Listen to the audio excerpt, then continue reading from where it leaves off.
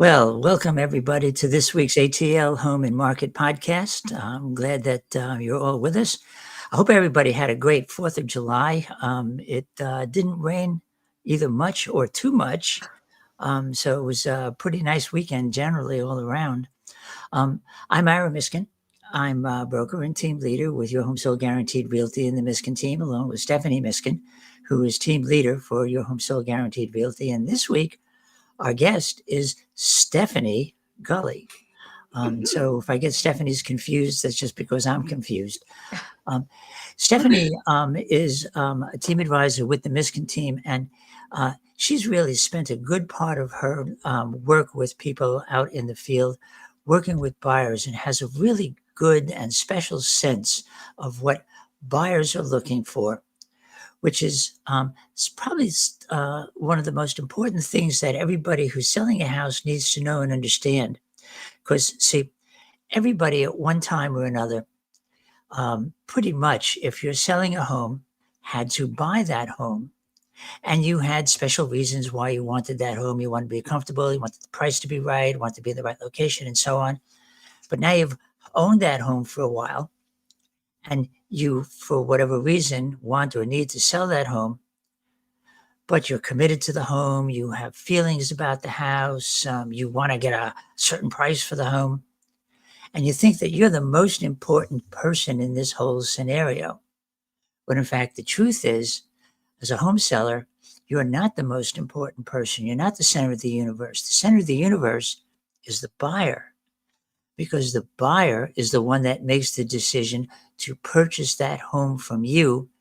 And those decisions are made for a lot of reasons. Some of them are pretty easy to track, and we're going to talk about a lot of them today.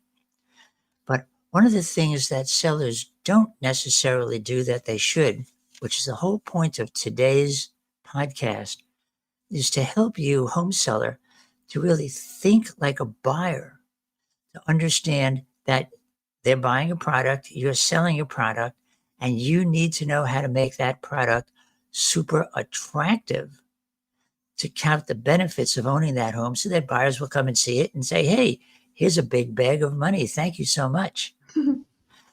That's a really important element. And this is where Stephanie Gulley is really an expert, and Stephanie, who spent a lot of time working with buyers as well. But before we jump into all of that, Stephanie M. this week has some really great events and things to do around Metro Atlanta that we know will be fun, that we know you'll want to know and take part in. Steph, what you got for us this week? Okay, yeah, great. So I'm now known as Steph, and she's Stephanie. Otherwise, we will be completely messed up in the office. Anyway, okay, so the first thing I want to tell you about, I think it's super exciting. I want to go. I have not been. It's come through Atlanta once before, and it's the Van Gogh immersive experience. And this is like, if you've not been, it's like walking into a Van Gogh painting. It's 360-degree surround, digital experience, where you're actually going to be walking through, I believe it is 8 of his famous works of art.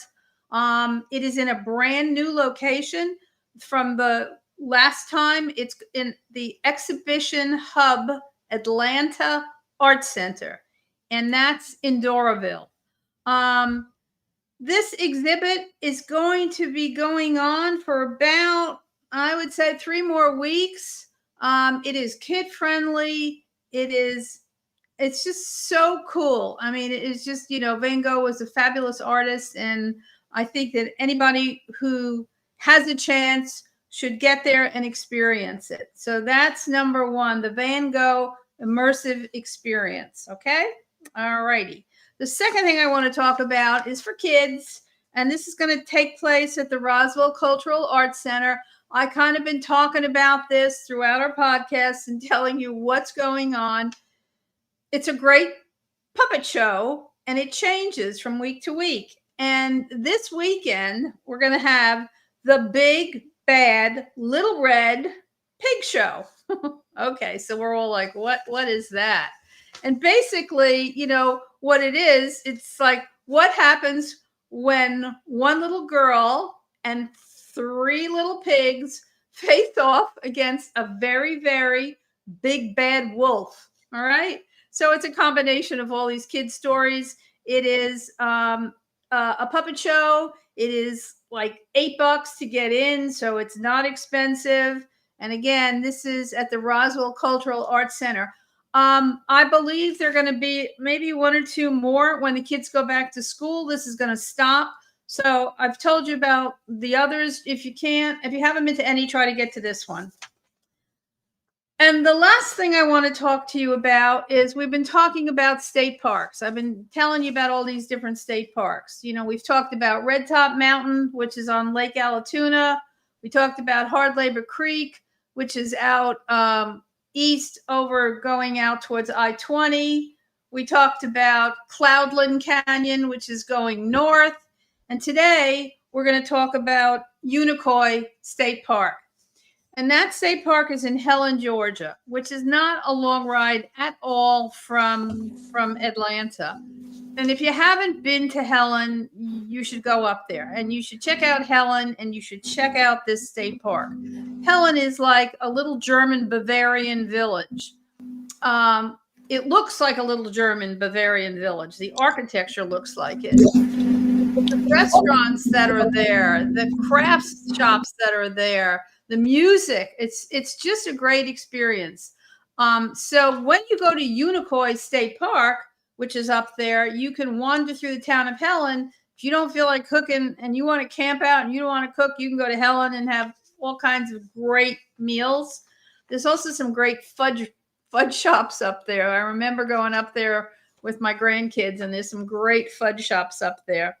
But also in Unicoi, what they have is, which I think is cool, there's zip lining along a beautiful lake. They have kayaking, paddleboarding, fishing. You can camp there. You can do all the things that you can do in all the other state parks. Plus, you can enjoy Helen, Georgia. So I wanted to add that to the list of state parks that you guys can check out.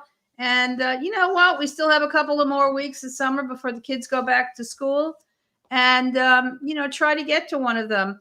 Also, the one Unicoi and Helen, they have a fabulous Oktoberfest up there. So if you don't get there in the summertime, try to get there for their Oktoberfest. And so that's what I have for today, guys. You know, way back when we went to Helen a bunch of times. Food, great. Beer, great. Oktoberfest, lots of beer. Great. Fudge. They had a lot of really good fudge. That's fudge, yes. There's nothing so fun when you have a metabolism like mine and you can eat and drink anything. To be able to drink beer and eat fudge and go home satisfied. So that works for me. 100% works for me. So how does a home search really begin for a buyer? What's a buyer looking for? And sellers need to be aware of how they fit in to what it is that buyer's looking for. And there's really 3 primary categories that start the whole conversation. It's, what are the features of a home? I've got 3 children. We want each of them to now have their own bedroom because they've been doubling up. We want to have a really nice master of our own. So we need at least 4 bedrooms. And we need 2.5 baths. Boy, a basement would be great to store all our junk. And we'd love to have at least a 2-car garage. And, a backyard for the dog. Features. What are they looking for that they think are going to be physically comfortable about that home? And also about the location, which is really important. I want to live in Lawrenceville. I want to live in McDonough. Those are very different kinds of communities, even though they all have houses. They all have townhomes. They all have condos. The lifestyle, the schools, proximity to work, they're all very different. And then, of course, the big one, which is price. So if I think that I can afford a home roughly at about the $400,000 range, and I'd like to live in Snellville, what kind of features would a $400,000 house get me in Snellville? So now they begin to shop. Stephanie G, when you first sit down with a buyer and you start to get a feeling for what the goals and needs and interests are for a buyer, what are the kind of things that you talk about with them so that you, as the person who's going to actually go out there and find those homes for them to see, what's the kind of things that you talk about with them related to these ideas? And what do you hear most often that gives you a sense of how to find what they're looking for? I love to start with non-negotiables because you never know what somebody's gonna have as a non-negotiable. Some people may want a pool, like that's a non-negotiable for them. In Georgia, it gets pretty hot, so the summers they need somewhere to cool off. Obviously, location, that's a big one. Price point. So I really try to get a clear mind of what exactly it is that they're looking for, like their non-negotiables, so that I can narrow down my search because every home has a roof and four sides. So, but what are the nuts and bolts of that house that you want it to have? And then obviously, I try to base everything off of that, my search. Now if there's, if there's a house that fits A, B, and C, but D isn't there, I still present it to them. So that's what I do, is I just look for non-negotiables and ask about, what it is that they must have. If it's a newer family, how many bedrooms do you need to have? Is there the possibility for you to expand your family? So, a 2 bedroom, 1 bath might work right now, but if you're wanting to add more to the mix, do we need to go 3 bedroom, 2 bath? So stuff like that. And when you get through the non-negotiables, those things that I've got to have, I got to have. If I don't have it, I'm going to die, which is how they kind of frame it. And then you start to really look at some of the homes and some of the elements that homes have, and even look at a couple of houses. How do you begin to learn and discover what are the things that are negotiable? And what are the things that sort of, as they start to see pictures of the houses that you're sending them and features in the houses, what happens is they start to learn more about what they see? What are the changes, if any, that occur? Most of the time, I show them a couple of homes and I'm like, all right, here's everything that you asked for, 30 minutes within work, a bunch of different things. Sometimes they are a little bit out of their price point or like right at their price point. And then as we go through the house, they're like, well, I guess that's not really necessary. So I think it's good to, as an agent, to kind of show them, hey, here were your non negotiables. I'm showing you something that you absolutely wanted. But now let's see if we can pivot. So I kind of put the ball in their court. It's not necessarily my idea. So I leave it up to them. I'm going to show you what I've got. I'm going to show you what I found. And then, based on what you see, is it that necessary for you to have, X, Y, and Z? So I leave the ball in their court. And typically they come around and say, oh, okay, well, maybe, double vanity isn't, something that I have to have, which, sometimes it is something that they have to have because, when husband brushes his teeth, toothpaste just goes everywhere. So wife is like, I need my own space. So I try to pick out everything that, is ideal for them. So that's what I do. Okay.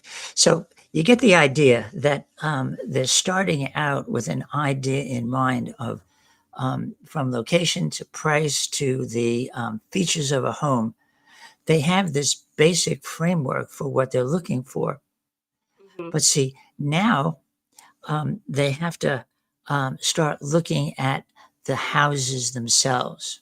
Mhm. And see, back in the day, when the only way that people could see houses was to actually go to see them, drive by, and then go in the house to see. These days, 95% of the time, long before they actually walk into a home, people are on the internet, on Zillow, on Realtor.com, on Homes.com, on ForSaleByOwner.com, on all the different .coms, so they can see all of the different kinds of houses that are out there.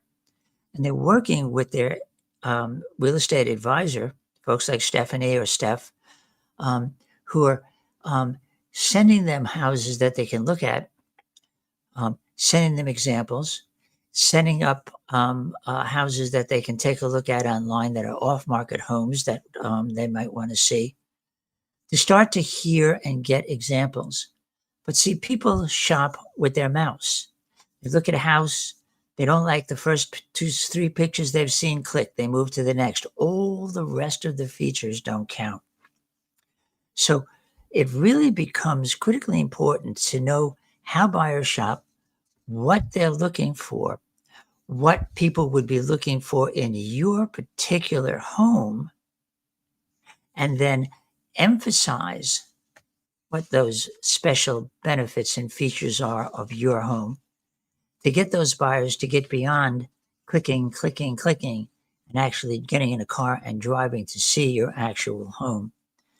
Steph, you've over the years, because you've worked with both buyers and sellers, and also sellers who are buyers, what are some of the things that you bump into? Because I remember a story you told a couple of weeks ago about the buyer client that you had that you brought to a house over in Marietta that was filled with junk with a hoarder.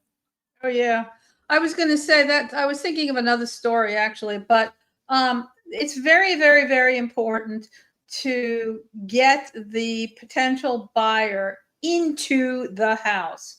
And the reason is pictures are great, the internet is great, but until you're actually got that buyer in the space, you can't tell how they're going to react to the space. And so I have a story of a couple that wanted a ranch. They wanted a ranch. And the guy was huge. I mean, he was like an ex-football player. You know, he was like 6'7", you know, big guy, big guy. And we walked into this, and he's married to a little woman. So we walk into this space of a ranch, and this was an older ranch because it was in Woodstock before Woodstock became she. So it was one of those little brick ranches that that you could find in Woodstock. Anyway, we walk in and the wife loves it, but I could just see his body language. He was like going in on himself. The ceilings were too low. The doorways were too low. And I'm like, you know what? You don't fit in this house. And they looked at me, and his wife looked at me. I said, look at your husband. I mean, he's like hardly getting through the doorways here. So we couldn't tell that from just looking at pictures. And I had to see that myself in order to help them and then guide them to a more appropriate type of housing, which is what I did. And they ultimately ended up buying a different kind of house. Mm-hmm. And, you know, the other thing that Ira was talking about was the story of, you know, everything about this house is perfect. The location was perfect. The school was perfect. The price was perfect. Everything about it. The amount of bedrooms, bathrooms was perfect. But the lady was a hoarder. And so, and this was an off-market property. This hadn't even come to market yet. And I found it because she had very restrictive things with her kid and the school and all this stuff. So I had a limited amount of houses, and this came available as an off-market property. But like I said, it was owned by a hoarder, and I opened the door and she was like ready to run away. I mean, I'm like, no, we can't run away. And she's like, yeah, look at this place. I'm like, look, let's just open our minds and let's get in there. And, you know, we can visualize the rooms without all of this stuff. Anyway, we did. It was a journey. I had to help the lady declutter. We had to get people in there. We had to have garage sales. We had to help the whole 9 yards. But she ended up buying that house. But her first impression was, let me run away. And I'm like, no. We're not going to run away. So it's all about, you know, like Stephanie says, you know, finding what they gotta have, but then getting them into the space and then having the relationship with them where they trust you and they will allow you to guide them. Because I would say to them, you know what?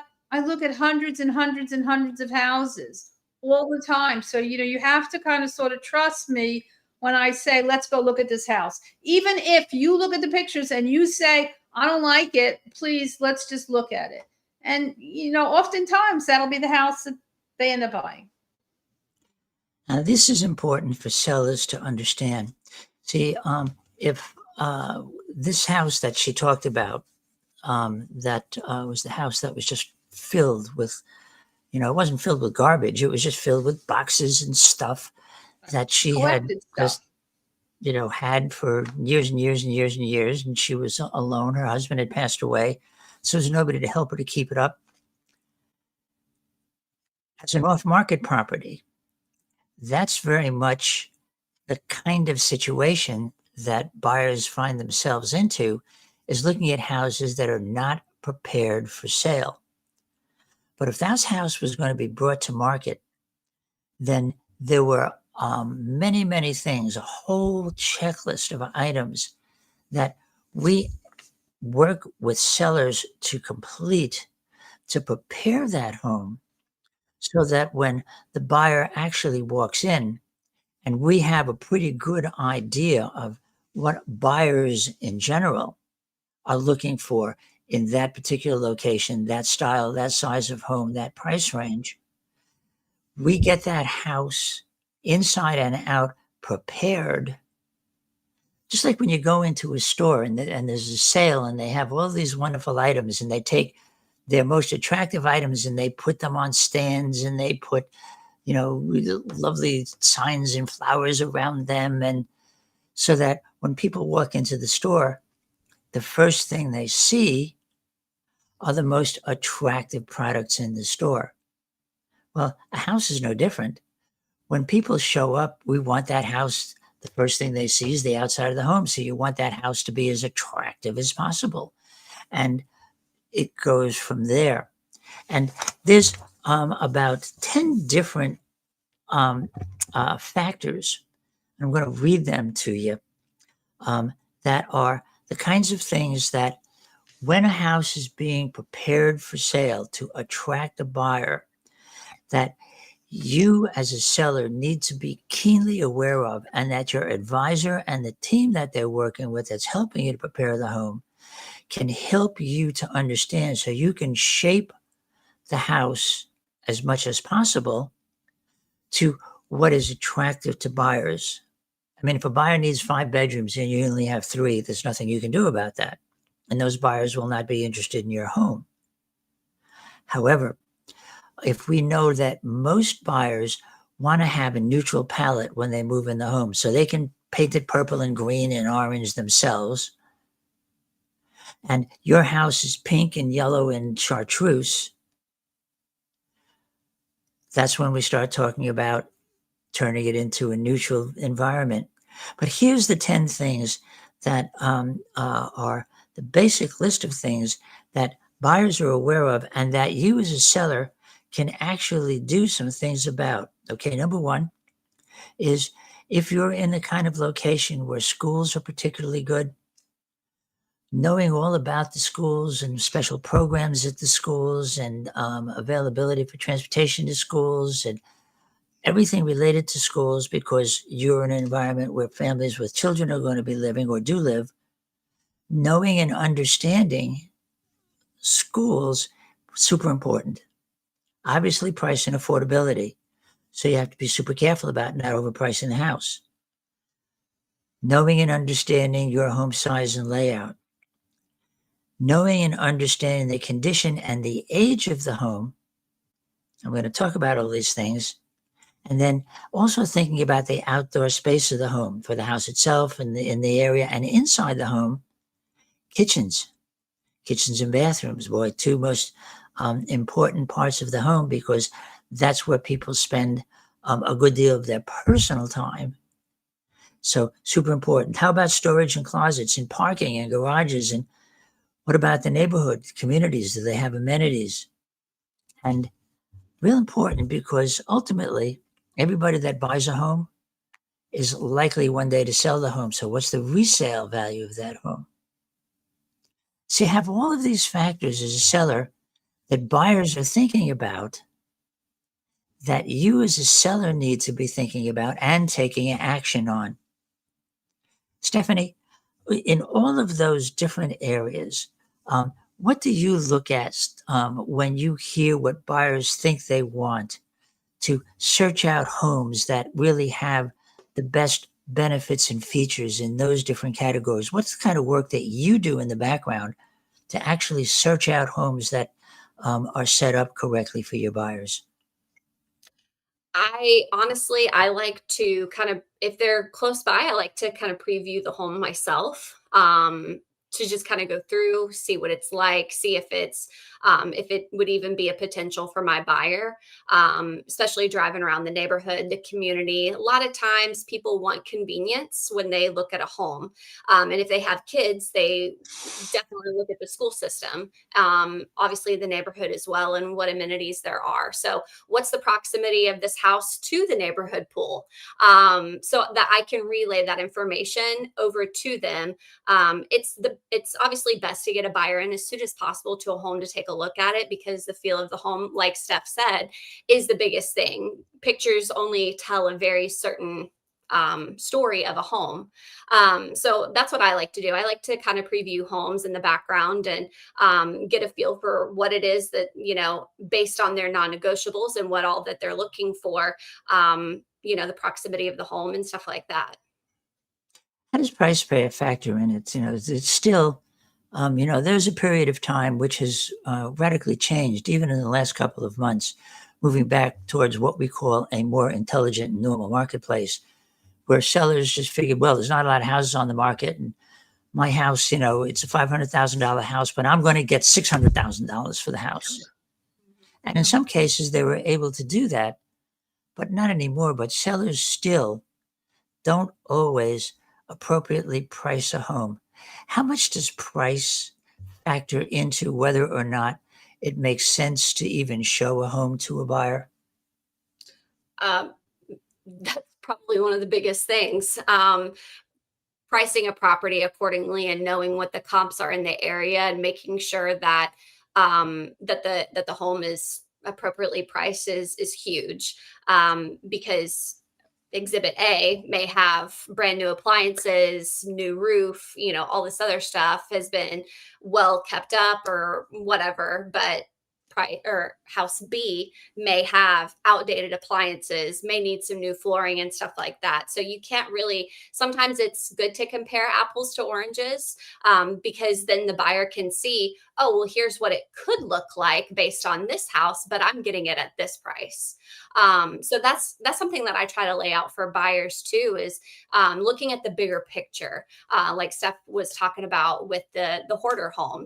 Take everything out of consideration. Try to imagine the house with nothing in it. Price definitely plays a big factor into what buyers are looking for and how we go in with offers, when it comes to the home that they're looking at and that they have fallen in love with. If it's not priced accordingly, then that's our job to make sure that, we do the background work so that, buyer doesn't come in and say, oh, well, it doesn't have new appliances, so, I want $20,000 off the home. So it's kind of a two-way street. Right, right.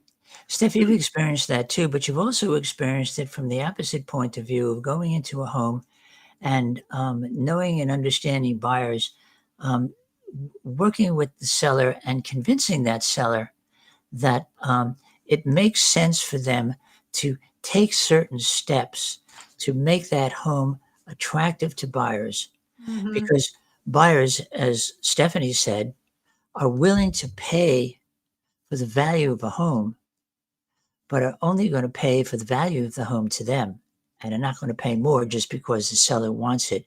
So just kind of kick out, some of the things that when you look around a house, and you want a seller to get that house prepared, what are the kind of things that you talk about with those sellers to help them to move a house toward it really being a complete package, so that when buyers walk in, they can go, well, I really hate the layout, and they walk out, versus this feels pretty okay. And now they really want to look. What draws them in? Well, the biggest thing is, when people live in a house, most people, the house tend to get cluttered. And so I have to go into the space and look around and say, okay, so all that stuff on your on your kitchen counters has got to go. All right. I don't care where you put it in the closet, get rid of it. Let's clean off these countertops. Let's take off the wall of photographs of the family. Okay. Let's take out all the kids' toys out of the living room and the dining room. Let's make the dining room look like a dining room, not a playroom. All of that kind of stuff. I mean, I kind of go through room by room and do all of that stuff with them.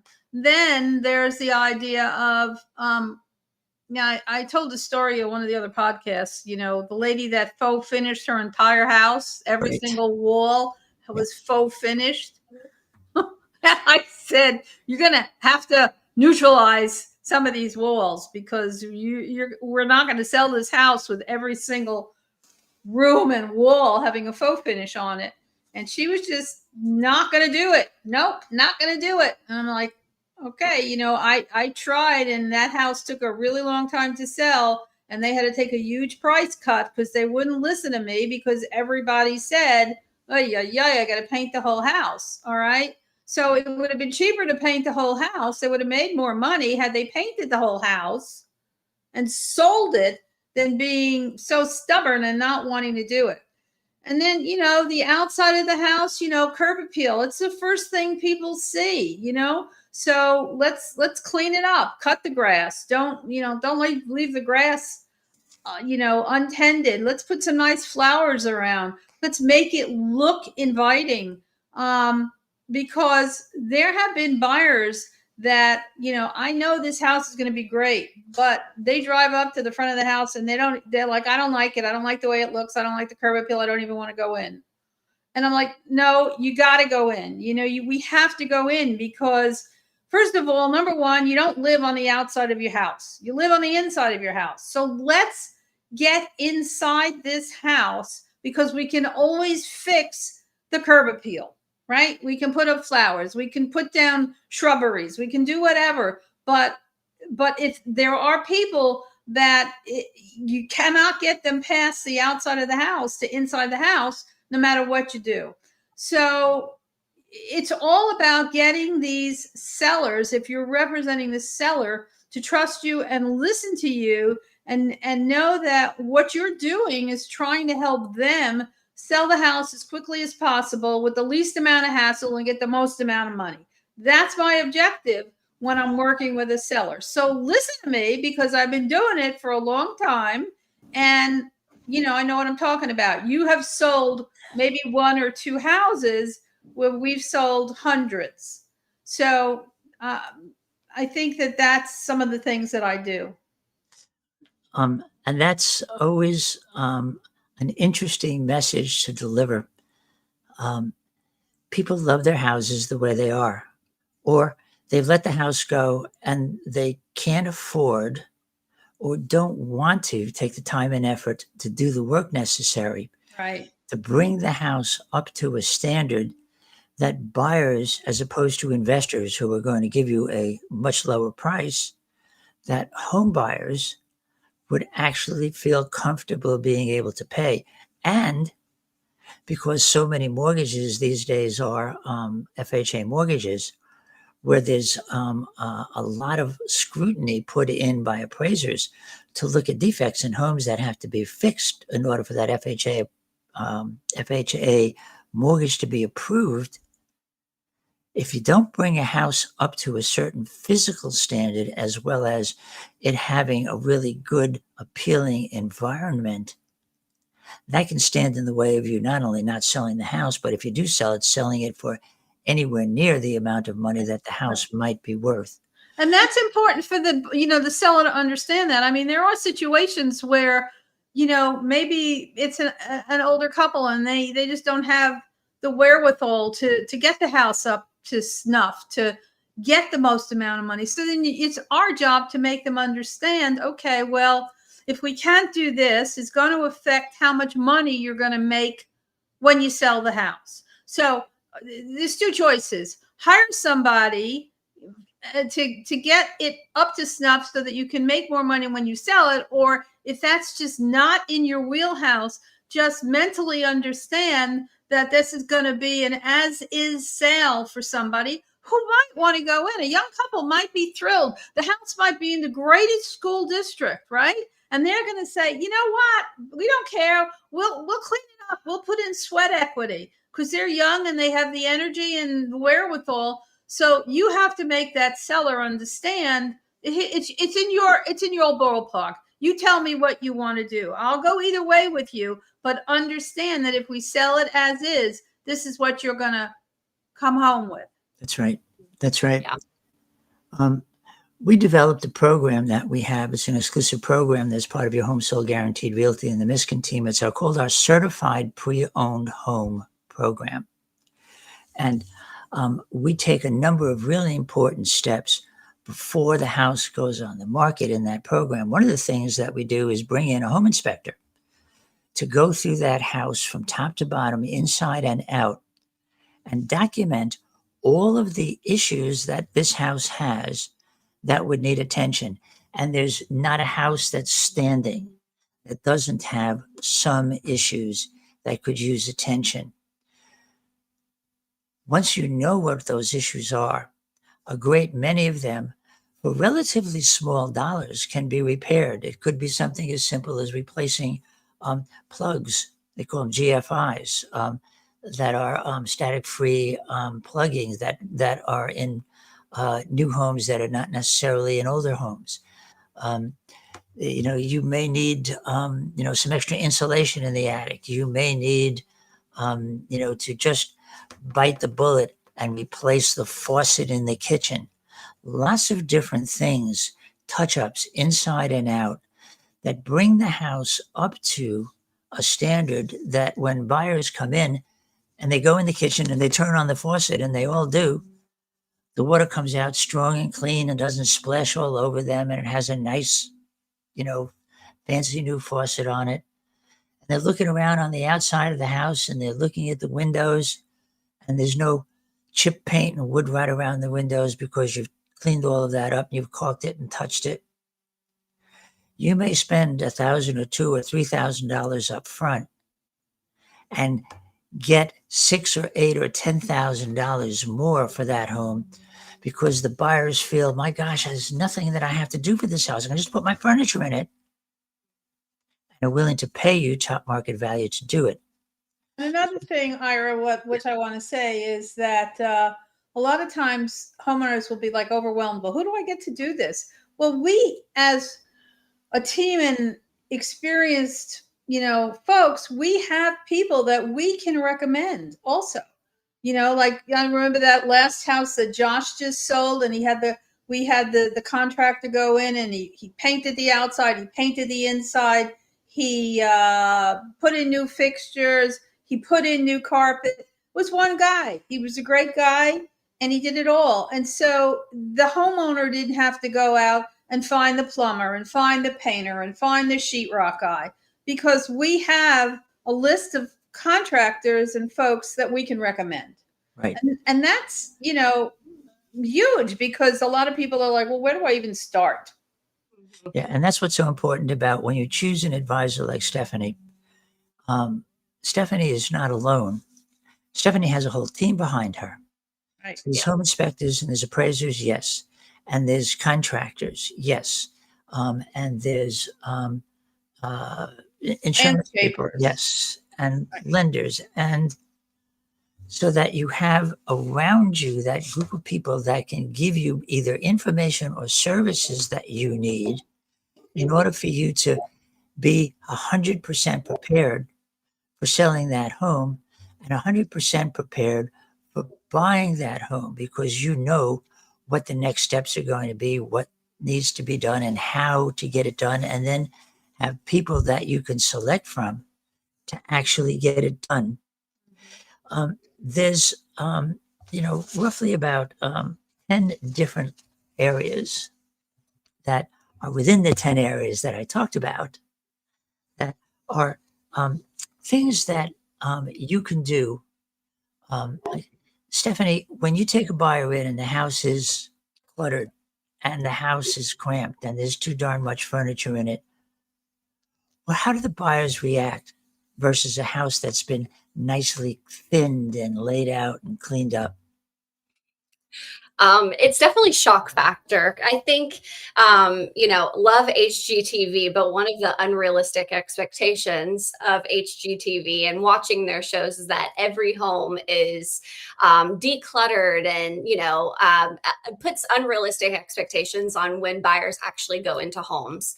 So pictures say one thing when you look at them on the internet, and then sellers are like, okay, cool, I can put all my family photos back on my kitchen counter. I can put a bunch of boxes over here and a bunch of boxes over here. While that's okay, it's unappealing to the buyer. So keeping the home in good condition throughout the entire process is pretty important.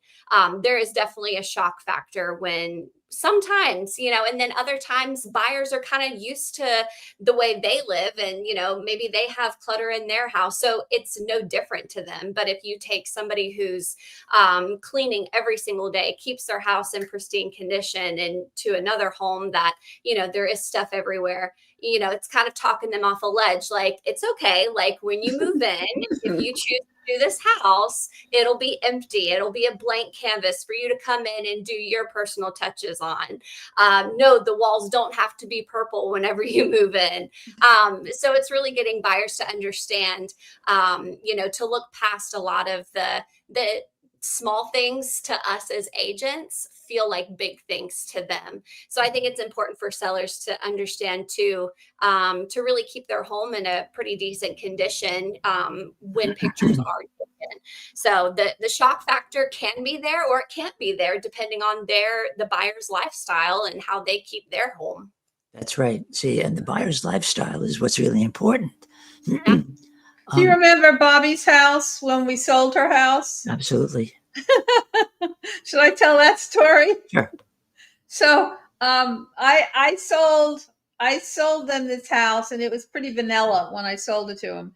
And she was pristine, like you just said, and decorated to the hilt. I mean, she had draperies upon draperies and matching rugs and 14 Christmas trees in the house at Christmas time. She was that kind of an individual, and it was overwhelming. It was lovely, but if that wasn't your taste, if heavy drapes were not your thing, well, you'd walk in that house and you'd want to see the windows, but there were these heavy drapes on the windows. There was no way in God's green earth that I was going to get this woman to take anything down, because it was all lovely and it was all her taste. But it took a little longer to sell that. We did sell the house, but it took a little bit longer to sell it because of the way she overdecorated it. And the funny thing is, the house was sold to a young couple, and they had, I think, 2 kids. They ended up having a 3rd kid.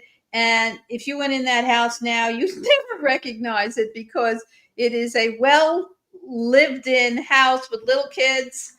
And, it made my seller crazy that they did that to her house. I said, well, it's not your house anymore. It's their house. So, yeah. Yep. And that's an important thing for sellers to understand, is that the minute that you decide to sell that home, you don't own that house anymore. Right. Somebody else owns that house. They just haven't made the commitment to it yet. So fall in love with where you're going and remember fondly what you're leaving. But that's it. There's one other thing related to the environment that I wanted to put out there. A lot of times, these days especially, sellers will have to move out of the home they currently are in because they're moving someplace for work, or some lifestyle change, and they've moved out of the home, and the house is now completely empty. There's not a stick of furniture in the house whatsoever. When buyers walk into a house that's empty, do they react better, worse, different than if a house does have decoration and the decoration has been set up so that it's appealing? I think sometimes the reactions are kind of all over the place. And here's why I say this, because if you take a buyer into a 1920 to 1950 style home, those homes are built very different than homes today, where it's a lot of open concept. And so for a buyer to see a house that's been that is completely empty, sometimes they are like, well, where's my furniture going to go? I've got doors all over the place. And we all know 1920 to 1950 style homes, there's doors in, random places. So it's kind of hard for them to visualize what their home could look like once they get in there. So other places, other homes that are newer, and I'm not going to say like brand new, but when a home has furniture in it and it has feel, or it's been virtually staged, it gives people a better idea of, where do I put my couch? Where do I put my dining room table? Or if there's no actual dining room in the home, where do I put a table? So I think it's good to, have a house that's virtually staged and kind of, lay out, hey, your couch can go here, or, your table can go here. So that's what I think, about buyers going into homes that are completely empty. I think sometimes it works into the favor, so that if they're really artsy and they, know how to decorate a home, they can immediately visualize, this is where my stuff is going to go.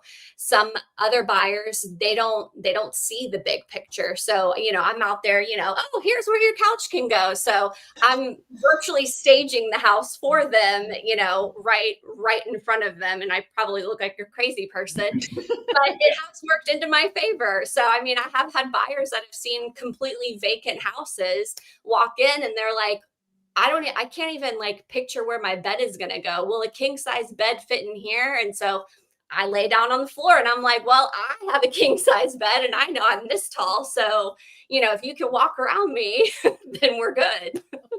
I That's a haven't good had to lay one. on the floor for a buyer yet, but that's a pretty good one. But I do what it takes. You know what I mean? I just, I'll do it. that's True, what though. we call second mile service. Yes, that's true. Right. Um, but Stephanie mentioned something that's an element of what we put into marketing, which is very important, particularly with vacant homes, and sometimes even with homes where there is furniture in it.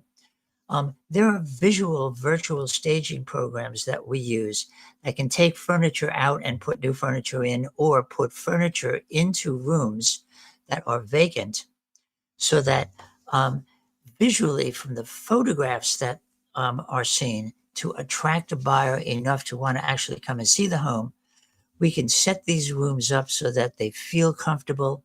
There's a sense of space to the room, and it gives the average buyer a feeling for what the place would look like. And then if the home is actually vacant, sometimes in homes we will set up photographs of the virtually staged room, so that people can walk into the vacant room. And as Stephanie said, God, I don't even know where my couch is going to go. There's all these doors. And well, the photograph of the virtually staged room gives them a visual of, that's one of the ways a room could lay out.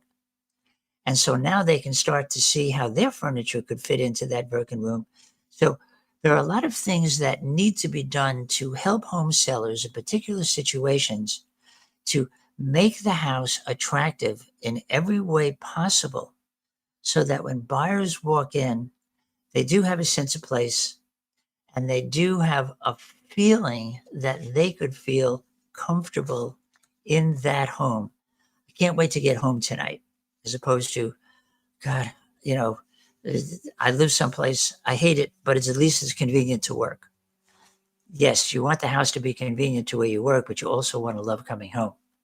And that's all part of turning the home into an attractive environment, as attractive as you can make that particular house, so that buyers are attracted to what it is that you're putting out there. But then there's that one key element, that is the financial investment in that home. Yes, a house will sell at a certain price and a house will appraise at a certain price. But because most homeowners, not all, but most homeowners are in a house an average of about 7 to 10 years before they move to the next home. And so there needs to be a sense of understanding of what this home is going to be worth when and if I want to sell it. And do I feel that in owning this home, I'm not only coming home to some place that I feel good about, but it's also worth more and more and more each year, which means I'm building a bank account by having this home, which is a very important part of owning property. Steph, when you're working with a buyer, or Stephanie, when you're working with a buyer, and you're looking at value of homes and you're looking for communities and you're looking for how houses have valued themselves over the years, what are you looking for and how do you display that to your buyers so that they get a sense of whether this house is going to be worth 2% more in 5 years or 12% more in 5 years based on what you typically have seen? What is it that you talk about with them? You want to take it or you want me to take it? Anyone jump right in. Yeah. Anyone jump right in. Go ahead, Steph. Well, I mean, the important thing is to me is you've got a monetary amount that these people can afford, right? So you want to find the best house in that price range, and what they might not get everything they want. All right. And like what you're talking about, you have to make them understand that this is an investment. So, for argument's sake, if all of the criteria was in place, it was in a great school district, it was in a community that had a swimming pool and a great active kids program. If it had all of the criteria, but it didn't have certain other things that they might want, they have to understand that this is a stepping stone, and that, okay, my job is to make them say, look, all right, so for the amount of money that you have, this is the best house, because you're not going to live in it forever. You're not coming to me and saying, it's the 1950s and your grandma lives around the corner and your aunt lives upstairs and you're never going to move. We know that doesn't exist anymore. So more than likely, you'll be in this house, like Iris said, 5 years, maybe 10 years max. So let's look and see what we think, how much this house is going to increase, and look at it from a financial standpoint of, okay, so it really makes sense, because if I buy this house now and I sell it in 5 years, I can make this much money and I have this much equity, and then I can go and buy the house that has everything and not be, a lot of people will chicken out. They're like, no, I don't want it because and I'm like, no, what are you going to do? You're going to pay your landlord's rent. You're going to build his equity, as opposed to buying this house because it doesn't have X, but meanwhile you're building your financial wealth. So those are the kind of things that I try to get them to understand. There are different survey reports, right, Stephanie, that we look at that give us a sense of what the house, what the value of the house was 5 years ago, 3 years ago, today, and what that community has appreciated for over the course of time. So you can do, a calculated estimate of the average appreciation might be 3% a year, and multiply that out and compound that over 5 or 8 years. This is what, if you're just paying the mortgage and you're not putting any more money into it, this is what you're going to actually have in your pocket as value grows as well as equity is paid. How do you deal with that kind of thing, Stephanie? I think it's really important what you said about not only the mortgage payment, but also keeping up the house. Because if a buyer is getting a house that doesn't have a new faucet or whatever, people always typically want to update things as they live in the house. Over time, maybe they get a puppy and it's just ruined the carpet. So they're going to replace that carpet, and they'll put in LVP or some sturdy type flooring. And that's always appealing to buyers. So I always tell my buyers with the mindset, like, I never tell them that, you're going to sell in 10 years. There's a possibility that that will happen.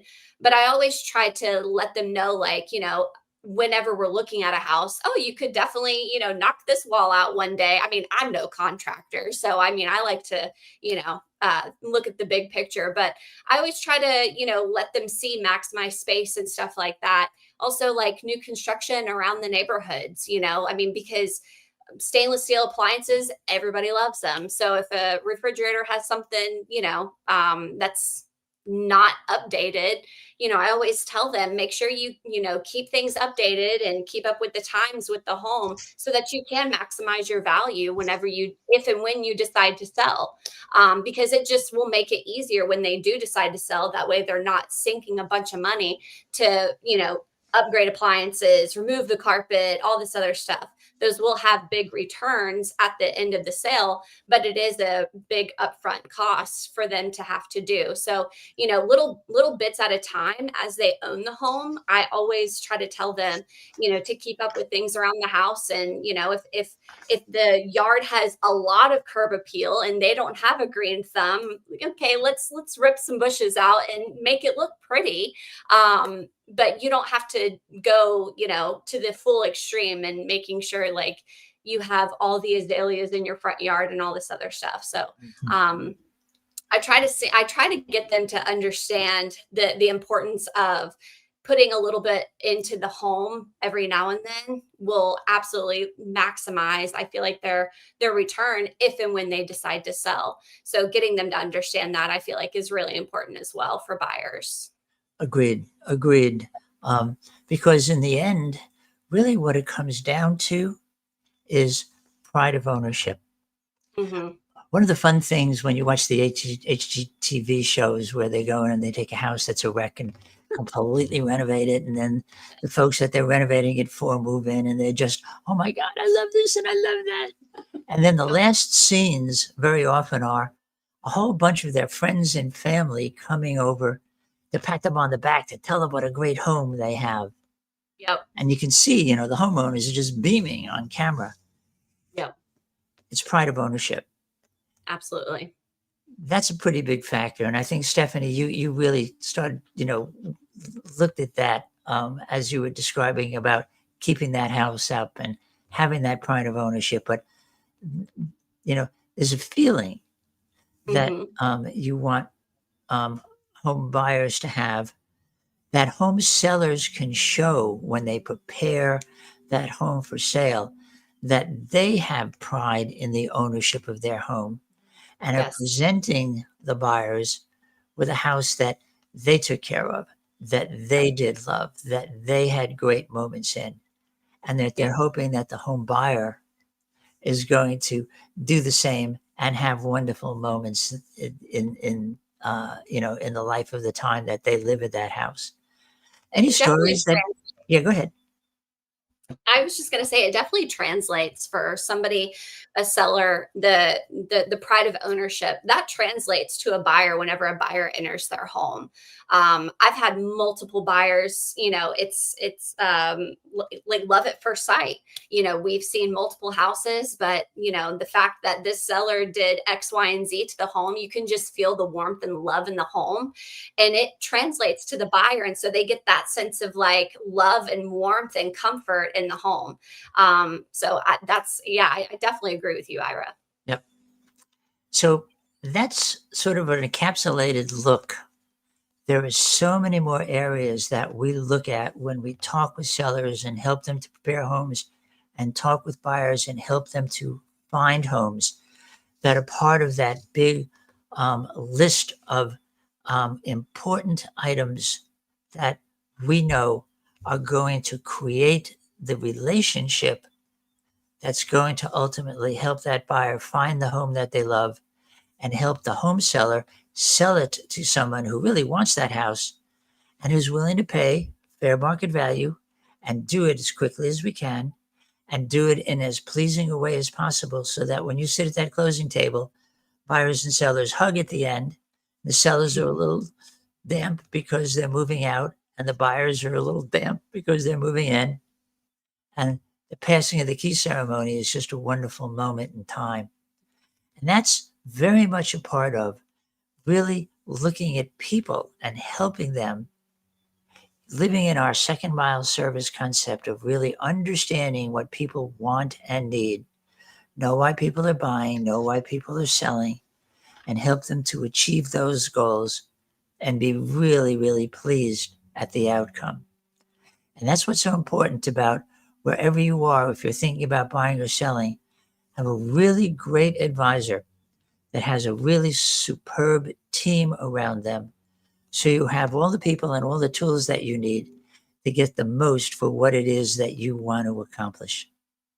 So I want to thank everybody for joining us this week. I think this was a pretty good discussion. It gives you a good sense from the buyer and seller point of view, how you can make things work together.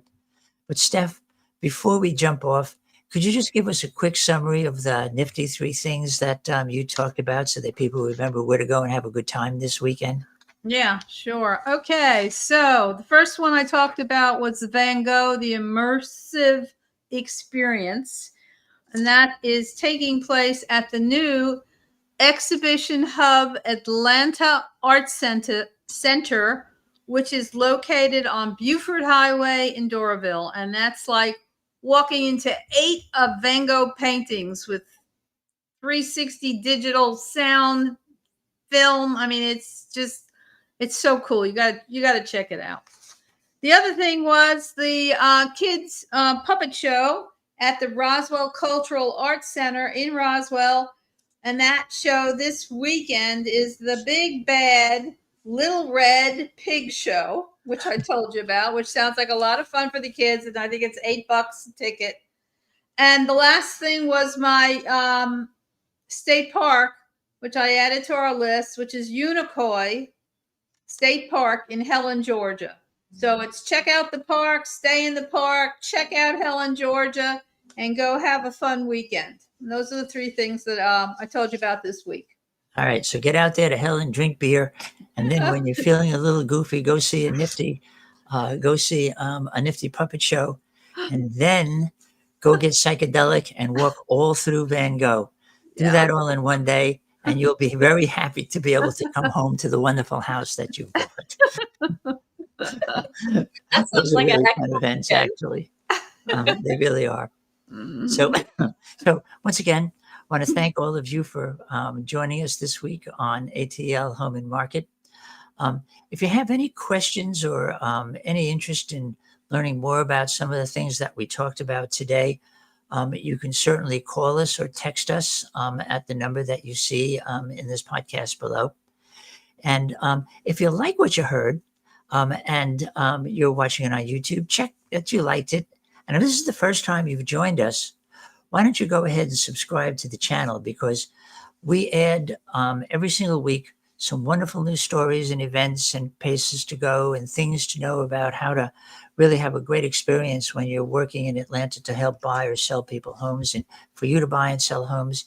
Lots of cool things to do. So if you want more information about anything, again, call us, text us, and if you like us, go ahead and like us. I want to thank Stephanie Gulley for joining us this week. As you can tell, Stephanie has a great deal of not just experience, but insight in understanding how buyers and sellers need to work together in order for it to be successful for them. And we look forward to all of you joining us again this week, next week, and the week after. Have a great week, all y'all. Bye.